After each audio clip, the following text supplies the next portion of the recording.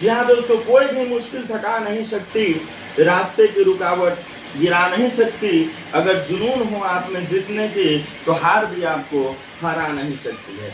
जी हाँ दोस्तों, हम लोग कल जो पढ़े थे पुष्यभूति वंश पढ़ लिए थे। कल नरवर्धन जो कि संस्थापक थे और प्रभाकर वर्धन जो कि वास्तविक संस्थापक थे। इसके बाद प्रभाकर वर्धन की मृत्यु हो जाती है, राजवर्धन की मृत्यु हो जाती है, राजश्री का जो पति है ग्रहवर्मन उनकी मृत्यु हो जाती है। और आज हम लोग पढ़ेंगे हर्षवर्धन के बारे में, क्योंकि अब राजा बनेंगे हर्षवर्धन और एक ऐसे राजा बनेंगे जो सबका बदला लेंगे। तो आज चलिए हम लोग पहले जानेंगे हर्षवर्धन के बारे में। आज हम लोग पढ़ेंगे हर्षवर्धन के बारे में, आज हम लोग पढ़ेंगे। लिखिए, टॉपिक बनाइए हर्षवर्धन, और हर्षवर्धन के बारे में आज हम लोग को पढ़ना है। आज हम लोग को हर्षवर्धन के बारे में पढ़ना है, पढ़ते हैं। आइए, हर्षवर्धन का सबसे पहले अगर बात करेंगे तो हर्षवर्धन जो है कब से कब तक शासन किए हैं, तो हर्षवर्धन जो है 606 से लेकर के 647 तक शासन किए हैं। अगर हम बात करेंगे कि हर्षवर्धन कब से कब तक राजा रहे हैं, तो हर्षवर्धन 606 से लेकर 647 तक रहे हैं। अब अगर हम बात करेंगे कि हर्षवर्धन किस वंश का है, तो आप सबको पता है कि हर्षवर्धन जो है पुष्यभूति वंश का है, पुष्यभूति वंश का है, या फिर आप इन्हें वर्धन वंश का भी मान सकते हैं। इनका दूसरा नाम किसी किसी किताब में ये भी मिलता है, वर्धन वंश। अब जब ये राजा बनेंगे तो बहुत सारी उपाधियां को इन्होंने ग्रहण किया। जब ये राजा बने हैं तो राजा बनने के दौरान इन्होंने उपाधि लिया है, जैसे प्रभाकर वर्धन उपाधि लिए थे, इसी तरह से हर्षवर्धन भी उपाधि लिए। अब अगर बात करेंगे कि हर्षवर्धन की उपाधि कौन है, तो परम सौगात ये जो है हर्षवर्धन की उपाधि है। हर्षवर्धन की उपाधि है परम सौगात, ये हर्षवर्धन की उपाधि है। और बात करेंगे कि सर और बता दीजिए एक आध, तो शिलादित्य परमेश्वर, ये शिलादित्य परमेश्वर किसका उपाधि है, तो इसको भी हर्षवर्धन ने ही लिए थे, यानी हर्षवर्धन की उपाधि है। अगर हम बात करें परम सौगात की या बात करें हम शिलादित्य परमेश्वर, ये दोनों उपाधियां हर्षवर्धन की है। अब यहाँ से अगर हम बात करेंगे कि हर्षवर्धन ने अपनी पहली राजधानी कहाँ बनाई थी, तो हर्षवर्धन की जो पहली राजधानी थी वो थी थानेश्वर। हर्षवर्धन की जो पहली राजधानी थी वो कहाँ थी, तो हर्षवर्धन की पहली राजधानी जो थी वो थानेश्वर थी। और दूसरी राजधानी कहाँ थी, तो हर्षवर्धन की जो दूसरी राजधानी है वो कन्नौज। हर्षवर्धन की पहली राजधानी कहाँ है, तो पहली राजधानी थानेश्वर में है, और हर्षवर्धन की दूसरी राजधानी कहाँ है, तो दूसरी राजधानी कन्नौज में है, दूसरी राजधानी कन्नौज। अब आपके मन में सवाल आएगा कि सर ये थानेश्वर कहाँ है, तो हम बता दें थानेश्वर हरियाणा में पड़ता है, और ये कन्नौज जो है यह उत्तर प्रदेश यानी यूपी में पड़ता है। यह जो है यूपी में पड़ता है। हम यहाँ तक बात कर चुके थे कि हर्षवर्धन किस वंश का है, हर्षवर्धन की उपाधि कौन कौन सी, हर्षवर्धन ने अपनी राजधानी कहाँ बनाई, पहली और दूसरी, उन्होंने 2 राजधानी बनाई। अब बात करेंगे कि हर्षवर्धन जो है, आप कह रहे हैं सर जी कि हर्षवर्धन या पुष्यभूति वंश कह रहे हैं, तो इसके बारे में जानकारी कहाँ से मिलती है, आपको कैसे पता कि ये वंश था? तो आइए ना हम बताते हैं कैसे पता। इसके इतिहास की जानकारी मिलने के लिए हमें 3 स्रोत काफी हैं। पहला होता है पुरातात्विक स्रोत, दूसरा है आपका साहित्यिक स्रोत, और तीसरा है आपका विदेशी यात्रियों के विवरण, विदेशी यात्रियों के विवरण, विदेशी यात्रियों के विवरण। इन 3 स्रोतों से हमें हर्षवर्धन के बारे में जानकारी मिलता है। इन 3 स्रोतों से हमें हर्षवर्धन के बारे में जानकारी मिलता है। आइए और अगर बात करेंगे कि इनके अलावा और कहाँ किससे जानकारी मिल सकता है, तो इनके अलावा हमें और जानकारी मिलेगा तो मिलेगा हर्षवर्धन के सिक्कों से। आइए थोड़ा सा यहाँ भी देख लेते हैं, अभी कहानी लंबा है। हर्षवर्धन के सिक्कों से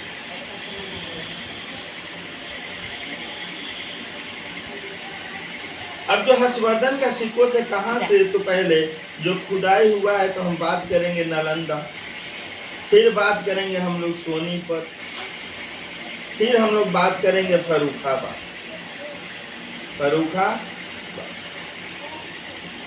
यहाँ से जो है ये मिला है, सिक्का मिला है। और इन्हीं सिक्का से जानकारी मिलता है कि हर्षवर्धन नाम का राजा जो था बहुत प्रतापी राजा था, या पुष्यभूति वंश भी हमारे यहाँ था।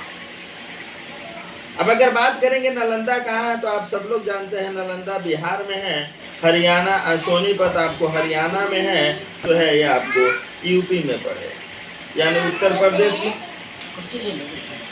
ठीक है, उत्तर प्रदेश में पड़ेगा। ये था आपका पूरा तात्विक स्रोत।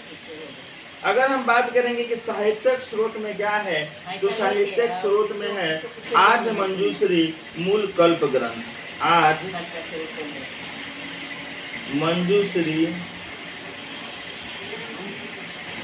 आर्य मंजूश्री मूल कल्प ग्रंथ, मूल कल्प ग्रंथ, आर्य मंजूश्री मूल कल्प ग्रंथ। अब हम एक बात आपको बता दें, यह जो आर्य मंजूश्री मूल कल्प ग्रंथ है, अब आप पूछिएगा ये कैसा ग्रंथ है, तो हम कहेंगे कि ये बौद्धों का ग्रंथ है। कैसा ग्रंथ है, तो ये बौद्ध ग्रंथ है। आर्य श्री मंजू कल्प कैसा ग्रंथ है, तो आर्य श्री मंजू कल्प जो है ये बौद्ध ग्रंथ। इससे भी जानकारी मिलता है किसके बारे में, तो पुष्यभूति वंश कहिए या हर्षवर्धन कहिए। रोको बालक वहाँ। अब अगर बात करेंगे, एक किताब है हर्षचरितम, हर्षचरितम, और आप कहिएगा कि सर ये हर्षचरितम को किसने लिखा, तो हम कहेंगे कि ये हर्षचरितम को बाणभट्ट जी ने लिखे हैं। और ये बाणभट्ट जी थे, यही बाणभट्ट जो थे आगे चलकर हर्षवर्धन के दरबारी कवि भी बनते हैं। अभी देखेंगे हम लोग, आगे पढ़ेंगे। हर्षचरितम जो लिखे हैं वो बाणभट्ट लिखे हैं। लेकिन यहाँ से एक और क्वेश्चन आपको बड़ा कंफ्यूज करेगा, हर्षचरितम और हर्षचरित, हर्षचरितम और हर्षचरित। अब बात कहिए कि सर कंफ्यूज कैसे करेगा, ये दोनों एक ही किताब है, तो हम बता दें आपको कि ये दोनों एक ही किताब नहीं। ये जो हर्षचरितम है ये बाणभट्ट का लिखा हुआ है, और जो हर्षचरित है ये हर्षवर्धन का लिखा हुआ है। ये किसका लिखा हुआ है, तो ये हर्षवर्धन का लिखा हुआ है। ये हर्षचरितम जो है इसको बाणभट्ट ने लिखे हैं, और हर्षचरित्र जो है इसको हर्षवर्धन ने लिखे। अब यहाँ पे देख लेते हैं थोड़ा हर्षचरित के बारे में, जिसको हर्षवर्धन ने लिखे हैं। तो ये जो हर्षचरित है, आपसे पूछेगा कि हर्षचरित में कितने अध्याय, हर्षचरित में कितने अध्याय हैं, तो हम बता दें आपको हर्षचरित में 8 अध्याय हैं, 8 अध्याय हैं। और इन 8 अध्यायों की अगर बात करें, तो इन 8 अध्याय में जो है 3 अध्याय जो है बाणभट्ट के बारे में है, और 5 अध्याय जो है वो हर्षवर्धन के बारे में। आपसे मूल क्वेश्चन नहीं रहेगा कि हर्षचरित में कितने अध्याय हैं, तो याद रखिएगा हर्षचरित में 8 अध्याय। हर्षचरित में कितने अध्याय हैं, तो हर्षचरित में 8 अध्याय हैं। आइए थोड़ा बाणभट्ट के बारे में जानकारी लेते हैं। तो अगर आपसे पूछ दिया जाए कि बाणभट्ट का मूल निवास स्थान कहाँ था, तो बाणभट्ट का हम बता दें आपको कि बाणभट्ट जो थे वो हमारे बिहार के, बाणभट्ट कहाँ के हैं, तो हमारे बिहार के थे बाणभट्ट। इनका मूल निवास स्थान कहाँ था, तो मूल निवास स्थान इनका बिहार है। और अगर इनके हम बात करें कि बाणभट्ट किस धर्म को मानते थे, तो बाणभट्ट शैव धर्म को मानते थे। बाणभट्ट शैव धर्म को मानते, बाणभट्ट शैव धर्म को मानते थे। अब अगर हम बात करेंगे कि बाणभट्ट और हर्षचरित का मुलाकात कहाँ हुआ, तो बाणभट्ट और हर्षचरित का मुलाकात एक नदी के किनारे हुआ था और उस नदी का नाम है अचिरावती नदी। उस नदी का नाम है अचिरावती नदी। उस नदी का नाम है अचिरावती नदी। अब बाणभट्ट के बारे में और जानेंगे कि आखिर बाणभट्ट के गुरु कौन थे। तो गुरु इनके हो जाएंगे, यानी बाणभट्ट के जो गुरु हैं उनका नाम था मूर्छू। उनका नाम था मूर्छू, यानी आप मूर्छू गुरु कह सकते हैं। आप मूर्छू गुरु कह सकते, यानी बाणभट्ट के जो गुरु थे वो कौन थे, तो बाणभट्ट के जो गुरु थे वो मूर्छू गुरु। अगर हम बात करेंगे, आप कहिएगा कि सर जी क्या बाणभट्ट बस एक ही किताब लिखे हर्षचरितम, तो नहीं, बाणभट्ट की और भी बहुत सारी किताबें हैं। अगर बात हम करेंगे बाणभट्ट की अन्य रचना की अगर हम बात करेंगे, तो आइए ना बाणभट्ट की अन्य रचना की अगर बात करते हैं तो और भी इनकी रचना, जैसे अगर हम बात करेंगे कादम्बरी का, कादम्बरी अभी इतना फेमस है कि इससे प्रश्न बहुत ज्यादा पूछा जाता है। आपसे पहला प्रश्न पूछेगा कि दुनिया का प्रथम उपन्यास किसे माना गया है, तो आपका जवाब होगा कि सर दुनिया का प्रथम उपन्यास जो है कादम्बरी को माना गया है। दुनिया का प्रथम उपन्यास किसे माना गया है, तो दुनिया का प्रथम उपन्यास जो है वो कादम्बरी को माना गया है। अगर आपसे हम पूछें कि बताइए कादम्बरी पूरा लिखा गया था कि नहीं, तो आप कहिएगा कि नहीं सर, कादम्बरी पूरा नहीं लिखा गया था। कादम्बरी लिखते लिखते जो बाणभट्ट हैं वो बेचारे चल बसे थे और इस किताब को पूरा करने का काम किया था भूषण भट्ट। और ये भूषण भट्ट कौन थे, तो ये भूषण भट्ट जो थे वो बाणभट्ट का बेटा था। ये जो बाणभट्ट के बेटा थे भूषण भट्ट, इन्होंने ही क्या किया है, इन्होंने ही इस किताब को पूरा किया। इन्होंने ही इस किताब को पूरा किया। किसने, तो भूषण भट्ट। अब यहाँ से एक प्रश्न और बनेगा आपका कि सर कादम्बरी जो है किस भाषा में है, तो कादम्बरी याद रखिएगा संस्कृत भाषा में। कादम्बरी किस भाषा में लिखा गया है, तो कादम्बरी जो है वो संस्कृत भाषा में लिखा गया है। यही नहीं, कादम्बरी के बाद इनका एक और किताब है चंडी शतक। चंडी शतक, और ये चंडी शतक किस भाषा में लिखा गया है, तो आप कहिएगा सर ये चंडी शतक भी संस्कृत भाषा में ही लिखा गया। चंडी शतक भी संस्कृत भाषा में ही लिखा गया। अगर हम बात करेंगे इनका और भी किताब है, थोड़ा याद कर लीजिएगा आप लोग, पार्वती परिणय। पार्वती परिणय। और एक किताब है इनका जानकी मंगलम। जानकी मंगलम। तो जी हाँ, अगर हम बात करें आपसे कि इनका कौन कौन सा किताब हो जाएगा, तो पहले तो आपका हर्षचरित जो बहुत फेमस किताब है, इसके बाद हम कादम्बरी को याद रख लेंगे, चंडी शतक को याद रख लेंगे, पार्वती परिणय को याद रख लेंगे और जानकी मंगलम को याद रख लेंगे।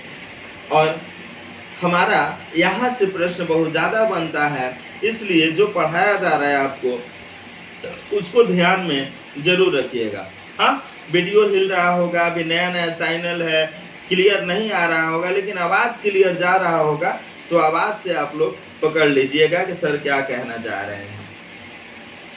चलिए आगे कुछ बढ़ते हैं हम लोग। यहाँ तक तो हम लोग पढ़ ही लिए हैं। अब हम लोग पढ़ेंगे हर्षचरित ग्रंथ का अंग्रेजी अनुवाद के बारे में। यानी जो ये हर्षचरित ग्रंथ है, और हम उस हर्षचरित की बात कर रहे हैं जिसको हर्षवर्धन ने लिखा है। इसके लेखक कौन हैं? तो इसके लेखक हर्षवर्धन है। इसके लेखक हर्षवर्धन है। अब हम बात करेंगे कि अगर इस हर्षचरित को अंग्रेजी में अनुवाद किसने किया है, तो अंग्रेजी में अनुवाद करने वाले दो व्यक्ति हैं। एक का नाम है कैवल और एक का नाम है थॉमसन। याद रखिएगा, ये जो दो व्यक्ति हैं, इन्होंने ही इस किताब को, हर्षचरित नामक किताब को, जिसको हर्षवर्धन ने लिखे हैं, इसको इन्होंने क्या किया है? तो अंग्रेजी में अनुवाद किया। अब यहाँ से एक क्वेश्चन और बनता है कि सर बताइए, ये जो हर्षचरित ग्रंथ है, ये जो हर्षचरित ग्रंथ है, इस पर टीका या भाष्य किसने लिखा है? तो इस पर टीका या भाष्य लिखने वाले व्यक्ति हैं आदि